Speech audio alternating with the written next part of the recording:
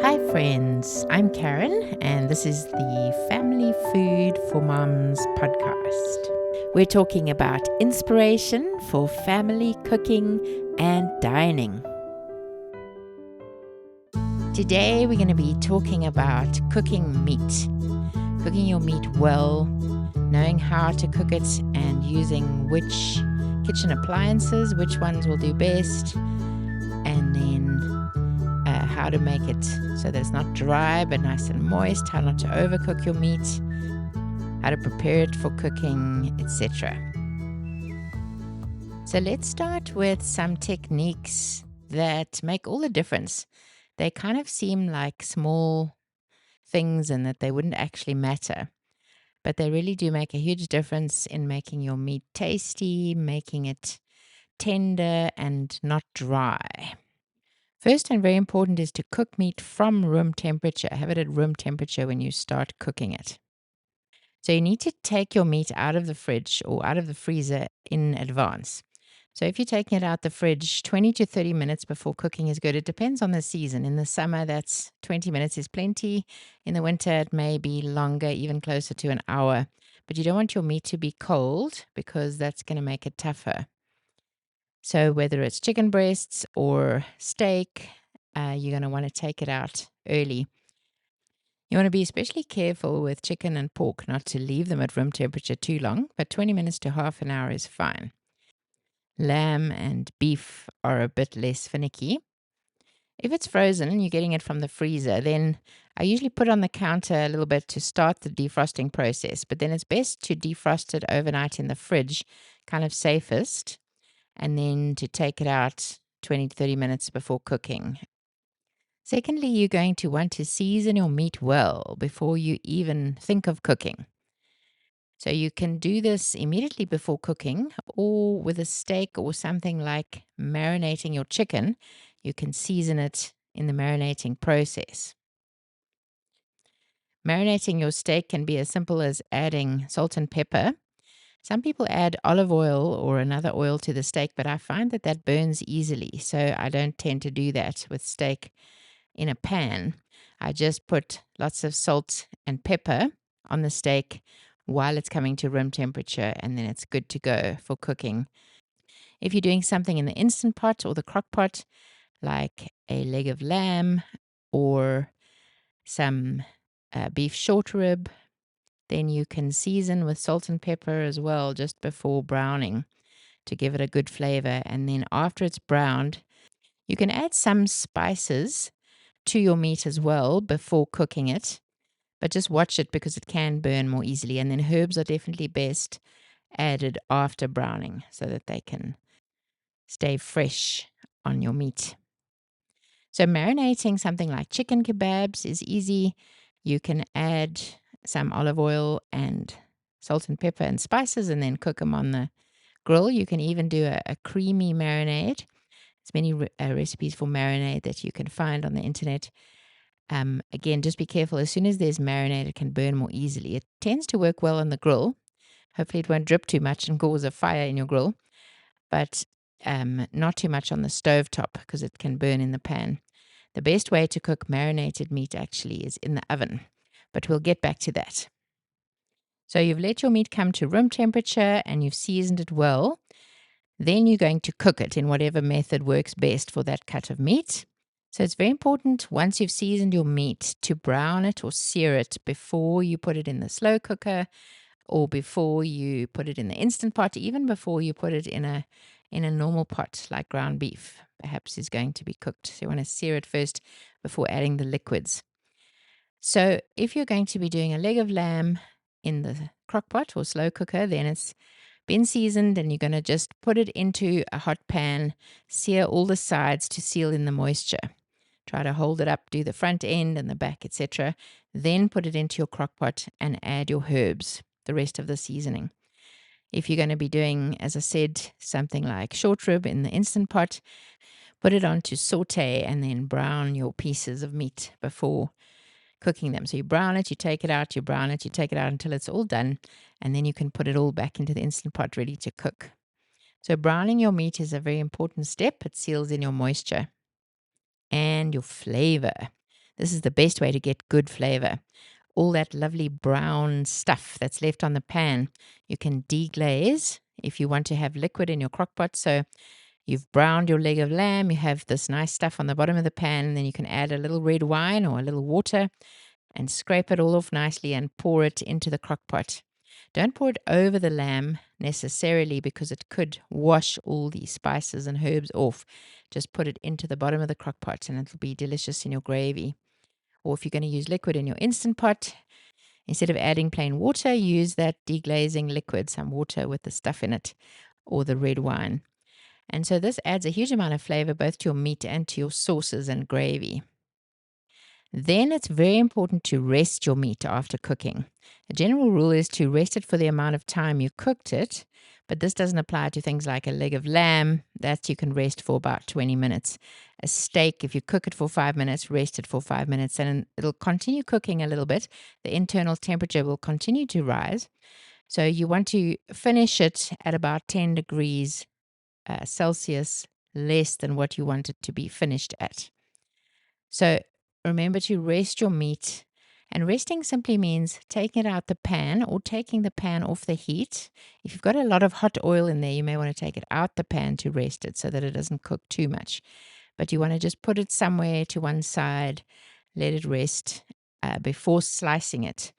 Because once you slice it, the juices are going to come out. So then the meat will be dry. Whereas resting it gives it a chance to reabsorb all that moisture that's in the pan or on the plate, making sure that you don't lose too much moisture when you cut it and that it's nice and tender. Then just a couple more techniques. Don't overcrowd the pan. If you've got a whole lot of meat in the pan and it's got a little liquid in the bottom, you're basically steaming your food or even boiling it. And that makes for tough, flavorless meat. So you don't want to overcrowd the pan. You want to make sure that it's browning and not steaming. In the crock pot, it's less of an issue. If I'm doing roast chicken or roast lamb in the crock pot, I usually put a little liquid at the bottom. So not much, but just enough to make your gravy later. It will increase, especially from chicken. So don't put too much. You don't want to boil your chicken in there. But if you're doing a stew, obviously it's fine to have enough water. Same in the instant pot. If it's a stew or something with liquid sauce, then you want to add enough water. It'll usually tell you in the recipe for the instant pot how much water to add. And there's a line inside the instant pot that shows you what not to go above for when it's cooking and when it's pressurized. You don't want to have too much liquid in there. You want it to be cooking safely.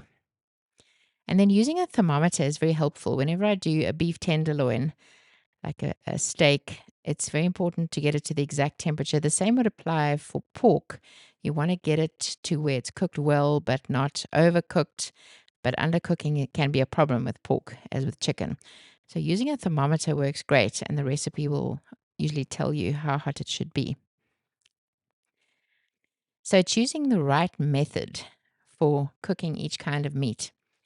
So red meat, like beef and lamb, the best methods would be if it's steak or chops, to do them on the stove top in a pan or on the grill.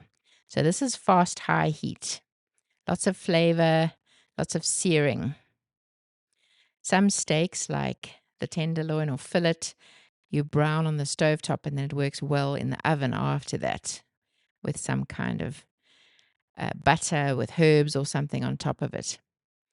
If you're doing a roast, the oven works great, especially for a crispy outer skin and good flavorful meat. The crock pot also works well for a roast as long as there's not too much water in it, as I said before. And you sometimes want to finish it in the oven to get your skin crispy. But the crock pot will make your roast a lot more tender. Tender roast chicken, tender roast lamb. So the slow cooker and the instant pot are great for tough cuts. I prefer to do chicken and lamb in the slow cooker and beef in the instant pot. Beef seems to break down the tough cuts of meat better than the slow cooker with beef, whereas lamb and chicken seem to break down perfectly in the slow cooker. It's kind of personal preference. But I find that beef in the slow cooker doesn't get as tender as I'd like, whereas in the instant pot, it's perfect. So I would do beef stroganoff, beef stew, short rib, roast beef, all of those in the instant pot. And then for reheating or small items like a single steak, the air fryer works great. Same for chops, etc. So most of the time I'll use the crock pot or slow cooker or the Instant Pot for really good meat. I prefer it to the oven because you can just put it in and leave it.